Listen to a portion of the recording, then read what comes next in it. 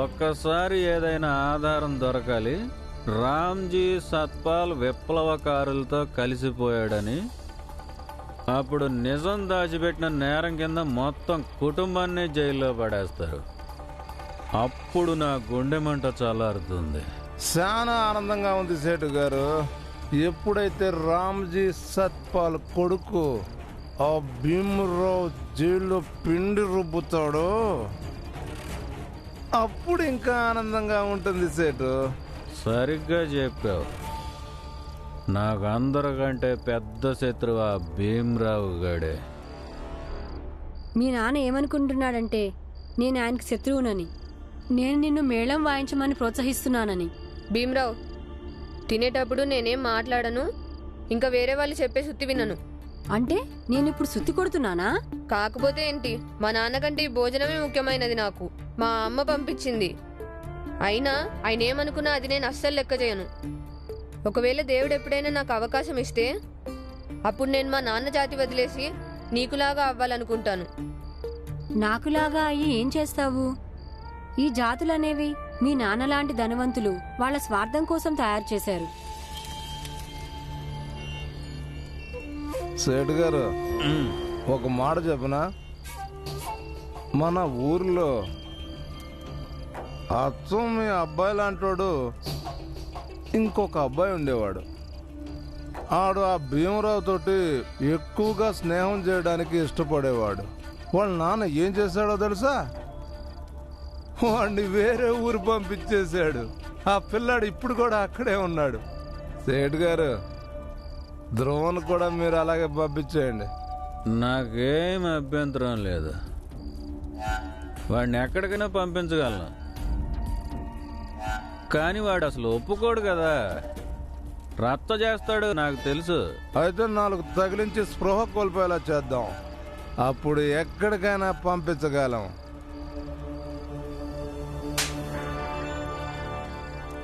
నా పంచ ప్రాణాలు వాడు. వాడిని నేను స్పృహ తప్పేటట్టు ఎలా కొడతాను? సేడు గారు, ఏదో మాట వరుసగా అన్నాను. అసలు స్పృహ తప్పించడానికి కొట్టాల్సిన అవసరం ఏముంది? అదేంటంటే ఏదో నాటు ముందు ఉంది కదా, అది వాసన చూపించండి, వాడు స్పృహ తప్పిపోతాడు. వాడిని రాత్రికి రాత్రి తీసుకెళ్ళి వాళ్ళ మేనత్ ఇంట్లో వదిలేసేద్దాం. సరే, అయితే ఇవాళ రాత్రే పని పూర్తి చేద్దాం. అరే కానీ ముందు వాడు ఎక్కడున్నాడో వెతకాలి కదా.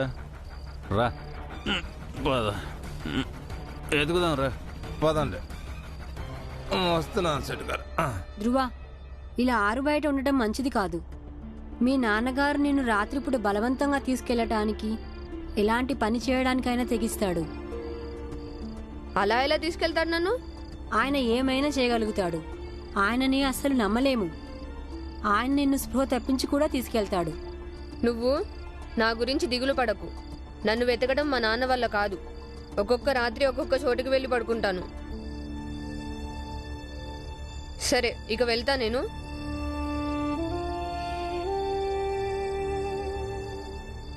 ధ్రువ చాలా గమ్మత్తు మనిషి, కానీ అతను నా స్నేహితుడు. చాలా మంచివాడు. మాకు మీ సహాయం కావాలి. చిరునామా. అల్లుడు గారు, మీరు అర్థం చేసుకున్నారుగా, ఈ విషయం మీ దగ్గర దాచడం నా నిస్సహాయత. అర్థం చేసుకున్నాను. నాకు కోపం వస్తుంది, కానీ అంత మూర్ఖుణ్ణి కాదు. ఈ విషయం మీరు ఎందుకు దాచిపెట్టారో అర్థం చేసుకోకపోవడానికి. అల్లుడు గారు, తెల్లవారే వెళ్ళి ఈ చీటీని పోస్ట్ బాక్స్లో వేసిరండి. అలాగే.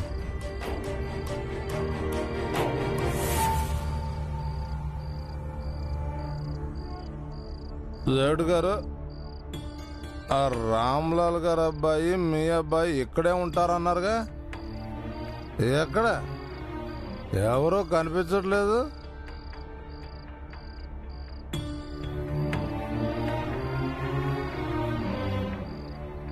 ఎలా కనిపిస్తాడు? వాడు నా కొడుకు. చాలా తెలివంది వాడికి. వేరే చోట నిద్రపోయి ఉంటాడు. కానీ నేను కూడా ఇవాళ రాత్రి వాడిని వెతికే తీరతాను. సేటు గారు, నా పని అయిపోయింది. నా పని కూడా.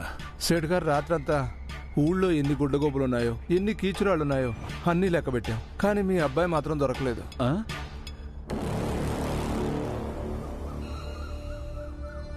ధ్రువ,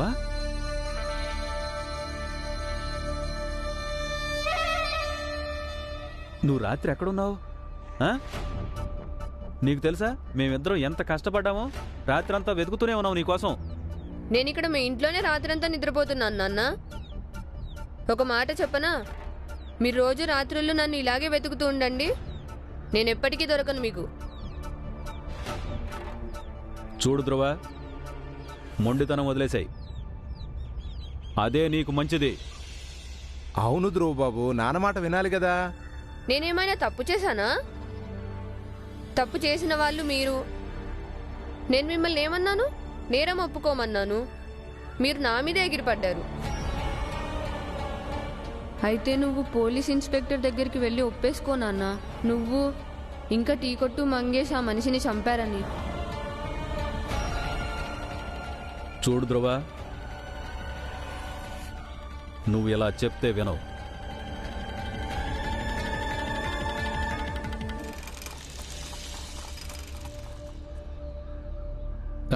సార్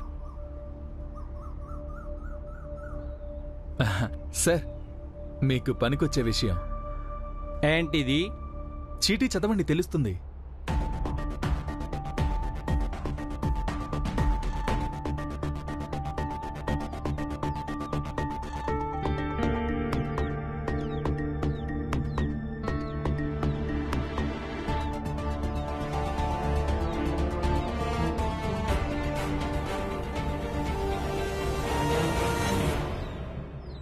రామ్జీ సత్పాల్ పరివారాన్ని మొత్తం జైల్లో పడేయవలసి ఉంటుంది. ఇప్పుడు చూస్తాను భీమ్రావ్, నీ కుటుంబం ఎలా తప్పించుకుంటుందో.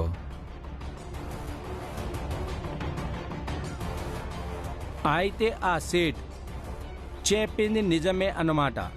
అయితే తల్లి కొడుకులు ఇద్దరు కలిసి నన్ను ఫూల్ చేశారు. ఇదిగో సార్, అందరికంటే ఆ చిన్నోడు కంత్రీగాడు. వాడి ఆటలు నా దగ్గర సాగవు. సార్, నా బహుమానం అది నిన్న మీరే చెప్పారుగా, సమాచారం ఇచ్చిన వాళ్ళకి బ్రిటిష్ గవర్నమెంట్ బహుమానం ఇస్తుందని. అవును చెప్పాను. నన్ను తర్వాత కలువు, బహుమతి ఇప్పిస్తాను. సరే సార్, ఇప్పుడు తొందరగా డబ్బు తీసుకుని తిన్నగా నా ఇంటికి వెళ్ళిపోతాను. తర్వాత వీళ్ళందరూ జైల్లో మగ్గుతుంటారు. వస్తాను సార్.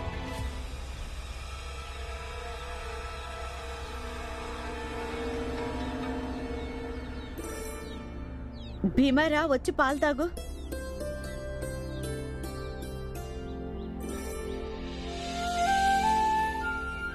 బాలా, భీమా తొందరగా రా. ఇదిగో తాగు. అమ్మా, బావ కనిపించడం లేదేంటి?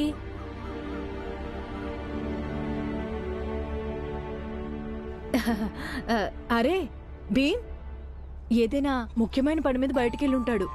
గంగా, పనుండే వెళ్ళుంటాడు కదా. బయటికి వెళ్ళాడు, కాసేపట్లో వచ్చేస్తాడు. కొంపతీసి వాళ్ళ ఇంటికి వెళ్ళిపోలేదుగా? లేదు లేదు లేదు, నువ్వు పాలు తాగు. సరే పిల్లలు, చూడండి, ఇప్పుడు కొన్ని రోజులుగా మన ఇంట్లో ఎన్నో సమస్యలున్నాయిగా. అందుకని మీరెవరూ చదువు మీద దృష్టి పెట్టట్లేదు. ఇక ఇప్పుడు అందరూ చదువు మొదలు పెట్టండి. అందరూ చాలా బాగా చదవాలి. అత్తా, నువ్వు చాలా మంచి మాట చెప్పావు. నేను ఇప్పుడే వెళ్ళి నా పుస్తకాల సంచి తెచ్చుకుంటాను. బాలాన్నయ్య, ఆనందన్నయ్య, మంజుల అక్క, రండి చదువు కూడా మొదలు పెడదాం. నేను చదువు మానేశానుగా. ఆనంద్, నువ్వు వెళ్ళు. ఆనంద్, అమ్మా, భీమ్, అది నాకు కూడా చదువంటే పెద్ద ఆసక్తి లేదు. విను, కానీ మీరిద్దరు చదువు మానేస్తారేమన్నా ప్రకటన ఇవ్వలేదుగా? నాన్న వస్తాడుగా, అప్పుడు చెప్పండి ఈ మాట. అలా చేయండి. నాన్న కొడతాడు. అయితే పద చదువుకుందాం. వెళ్ళండి, వెళ్ళు, ముందు వెళ్ళు. నువ్వు పాలు తాగు. ఆ చదివేదో జైల్లో చదువుకోండి.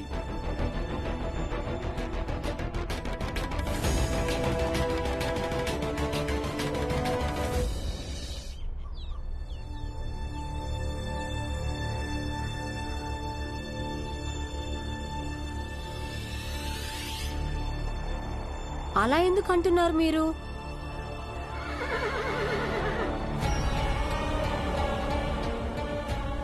ఉండు, నేను మాట్లాడతాను.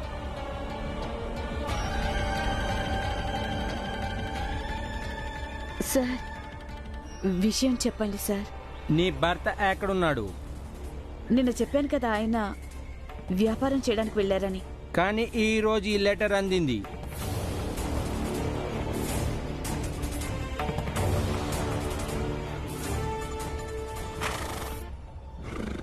ఇంట్లో ఎవరైనా చదువుకున్న వాళ్ళుంటే చదవండి.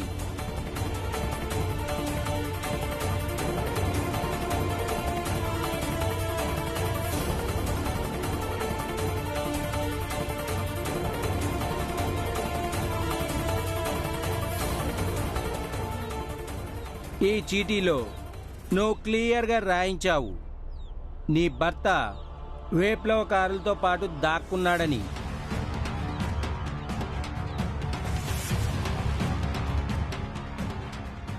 పైగా నువ్వు ఒక పెద్ద ఆఫీసర్ని సహాయం అడుగుతున్నావు.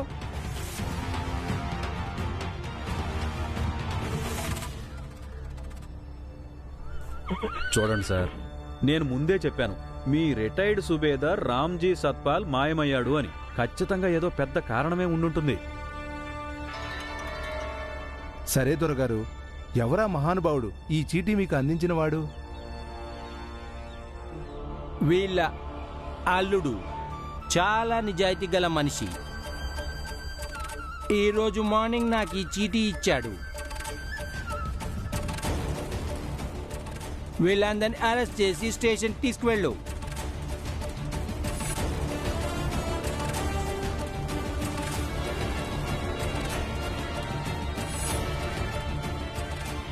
ఒకవేళ రామ్జీ ప్రాణాలతో పట్టుబడితే అప్పుడు స్టేషన్కి వస్తాడు.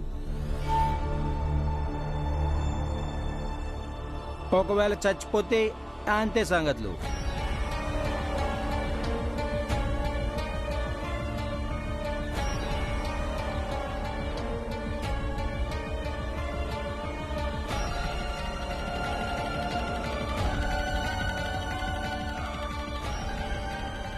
ఆమె ఎక్కడికి వెళ్తుంది?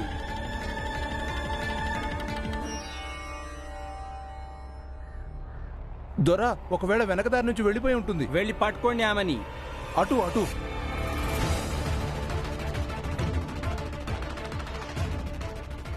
మీరందరూ అక్కడే ఉండండి. మా సైనికులు ఆమెను పట్టుకొని తీసుకొస్తారు. అప్పుడు అందరినీ కలిపి తీసుకువెళ్తాం.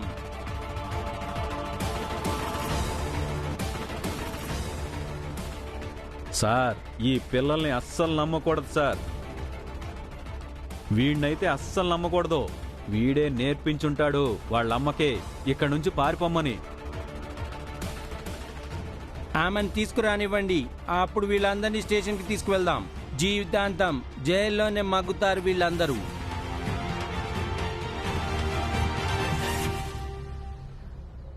రండి, తొందరగా రండి.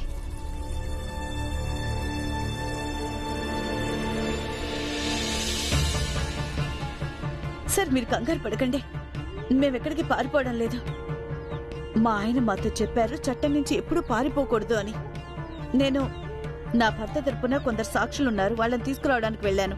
పదండి, రండి. చూడండి, మా ఇంట్లో వాళ్ళది ఏమీ తప్పు లేదు. పైగా నాకు తెలుసు, మా అమ్మ అబద్ధం చెప్పదు. మీరు రమ్మంటే నేను మీ వెంట స్టేషన్కి రావడానికి కూడా సిద్ధంగా ఉన్నాను. కానీ మిగతా వాళ్ళని ఏమీ అనద్దు, వాళ్ళని వదిలేయండి. సార్ ఈ బుడతడి మాటలను అస్సలు మీరు నమ్మొద్దు. వీళ్ళు ఏది చేసినా అందరూ కలిసే పని చేస్తారు. నా మాట విని వీళ్ళందరినీ కలిపే స్టేషన్కి తీసుకెళ్ళండి. దొరా, ఈ బుడ్డోని మాత్రం అస్సలు వదిలిపెట్టద్దు. చూడ్డానికి చిన్నగానే ఉంటాడు, కానీ దెబ్బ మాత్రం పెద్దగా కొడతాడు. వీళ్ళందరినీ ఎక్కడికి పోనివ్వకండి. ఈలోపు సిపాయిలు ఆమెను బంధించి తీసుకొస్తారు. మీరు అర్థం చేసుకోవడానికి ప్రయత్నించండి. నేనేమి అర్థం చేసుకోను. లేదు సార్, మీరు అర్థం చేసుకోవాల్సిందే. క్షమించండి, నేను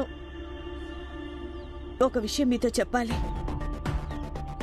సార్, వీళ్ళు నా భర్త స్నేహితులు. వీళ్ళు మీతో ఏదో చెప్పాలనుకుంటున్నారు. నేను ఎక్కడికి పారిపోలేదు సార్. నేను నా పిల్లల్ని ఇంకా నా ఇంటిని వదిలిపెట్టి ఎక్కడికి పారిపోతాను? నేను వీళ్ళని పిలవడానికి వెళ్ళాను. ఇప్పుడు చెప్పండి, మీరందరూ చెప్పండి ఈయనకి. సార్, నేను పని చేసుకోవడానికి బయటికి వెళ్ళాను. అక్కడ రామ్జీ కనిపించాడు నాకు. నేను తిరిగి వచ్చేసాను సార్, కానీ రామ్జీ అక్కడే ఉన్నాడు. ఏయ్ నోర్మై, ఏంటి పిచ్చి వాగుడు వాగుతున్నావు? నేనున్నానయ్యా. అప్పుడు రామ్జీ వ్యాపారం చేయడానికి వెళ్ళినప్పుడు అప్పుడు నేనే ఆయన స్టేషన్ వదలడానికి వెళ్ళాను. చాలా బాధపడ్డారు దొర. అయినా ఎందుకు పడరు? ఆయన కూతురు గారు పెళ్లి చెడిపోయింది. పాపం నాతో అన్నాడు తప్పనిసరి వెళ్తున్నానని. డబ్బులు సంపాదించి తిరిగి వచ్చాక కూతురు పెళ్లి ఘనంగా చేస్తానని చెప్పాడు. మీరు ఈ మాట ఎలా అంటారు సార్? రామ్జీ స్వయంగా సైన్యంలో రిటైర్డ్ సుబేదార్. ఆయన మాతో ఎప్పుడు అంటూ ఉండేవాడు, మాలాంటి జాతి వాళ్ళని ఆర్మీలో తీసుకోవడం ఆపేశారని, లేకపోతే మమ్మల్ని ఆర్మీలో చేర్పించుండేవాడిని అని. ఎందుకంటే సార్, ఆర్మీలో చేరామంటే గౌరవం, డబ్బు రెండూ దొరుకుతాయిగా. అయినా మా జాతి వాళ్ళందరూ ఎప్పుడు మీ పక్షానే పోరాడతారు సార్. ఎంతో సాహసం కూడా చూపించారు. ఏయ్ నోర్మై, సార్ వీళ్ళు తక్కువ జాతి వాళ్ళు, అందరూ కుమ్మక్కయ్యారు సార్. మీరు వీళ్ళ మాటలు అస్సలు పట్టించుకోవద్దు. కానీ నేను వాళ్ళ జాతివాడిని కాదు.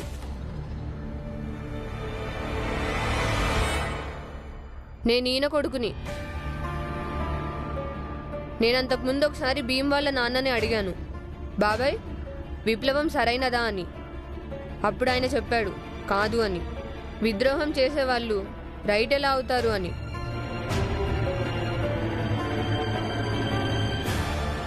ఇప్పుడు మీరే చెప్పండి, ఆయన ఇదంతా ఎలా చేయగలుగుతారు? నువ్వు నోర్మై. సార్ వీడు నా కొడుకే సార్, కానీ ఈ భీమరావు ఇంకా వీడి అన్నలు అందరూ కలిసి నా కొడుకుని రెచ్చగొట్టారు సార్. నేను నోరు మూసుకుంటాను నాన్న, కానీ నన్ను భీమ్ ఏం రెచ్చగొట్టలేదు సార్.